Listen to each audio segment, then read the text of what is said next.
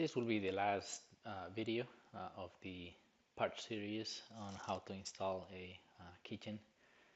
And before giving you the last walk, the last tour, I have a few things to do today, and I will be showing you those things. It's like the last punch list.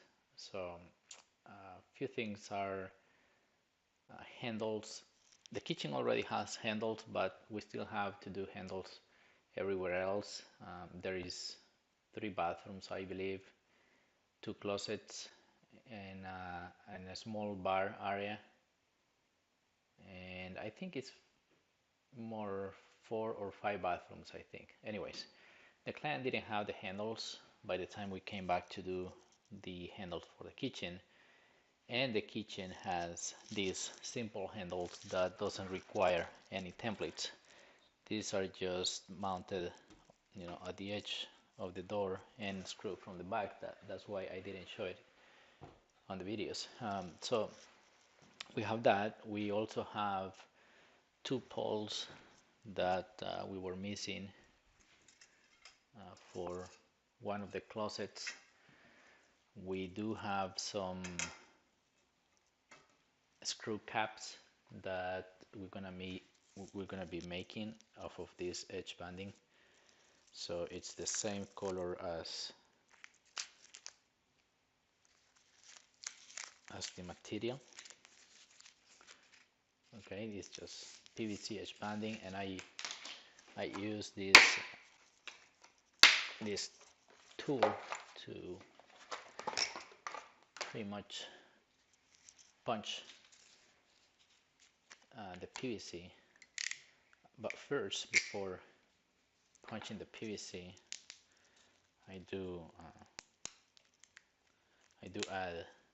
See, that is exactly perfect size for the screws.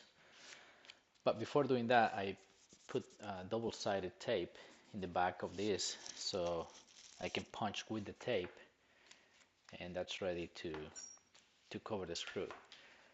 So we have that. We also have one shelf that was missing for the island. It's already in, and pretty much the final walk involves checking that all the doors that requires the little plastic to restrict the angle has the plastic. Like in the hood, I was noticing the doors will hit the hood, so we're gonna put some plastic on those ones, and that will be it. So hopefully you enjoy the ride with me on these six videos, and like I said, this is the last one, so enjoy it. So the way this works is we utilize this double-sided tape. This is 2 inches, but they also sell it on 1 inch, I believe. So what I do is I cut what I think I'm gonna be using. I split it in 2 because I wanna utilize the full width of the tape, so I don't waste any. And then I do apply it. Let's see if I can capture this properly. So I come over here like this. Okay, second one.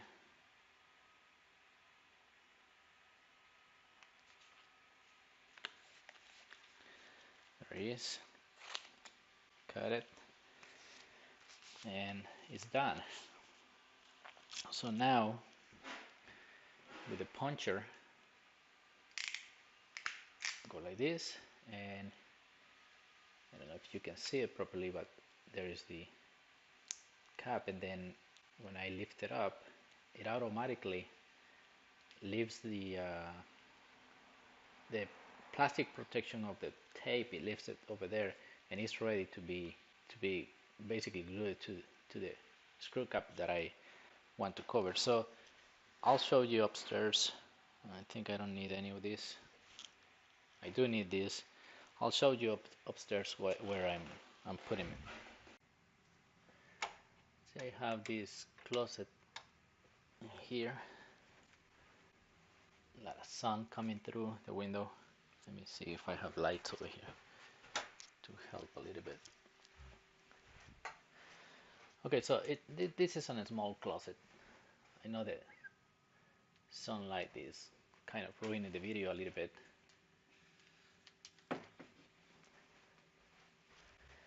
But what I want to show you is, for example, right there is a hole.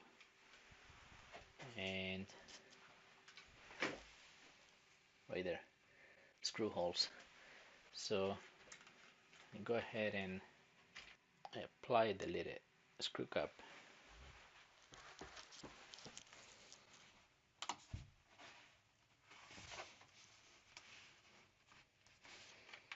And you know what? There was one already, but I assume the carpet people knocked it off. There were two of them, so I'll just make a new one. Take it off and apply it right there.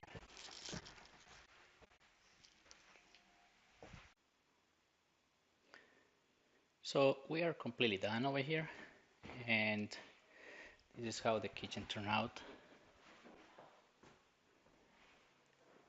One part that you guys didn't see was the island.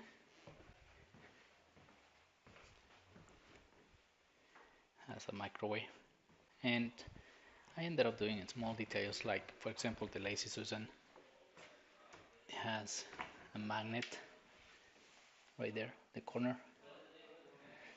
That is for the door to catch and it doesn't bounce back. So it's looking very good.